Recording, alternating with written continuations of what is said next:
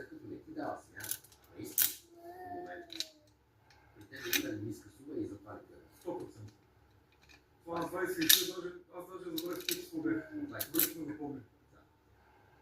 Супер ниска сума. Аз по принцип с всички тези предания, особено 2 или 3 пъти сега, не мога да кажа с точност, голяма сума.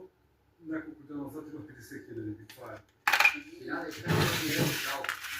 Не. Или Много да се благодаря, защото значи, че те имат висока сума. Ти дава смяна, значи това е ниска сума.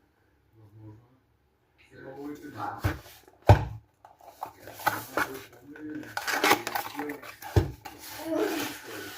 няма да се казва и ти дава пари. Връзка сега. 1500 евро. Така се чувстваш обърка. Така си оферта.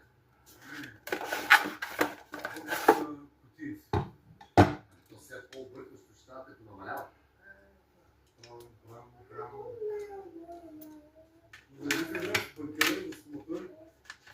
Мислиш, че след като не ти дава смяна, наистина, в момента. При тебе има ли ниска сума и затова не гледам. 100%. Това на 23, аз даже забравих какви число бях. Вече не го помня. Супер ниска сума. Аз по принцип с всички тези предания, особено 2 или 3 пъти сега, не мога да кажа с точност, голяма сума.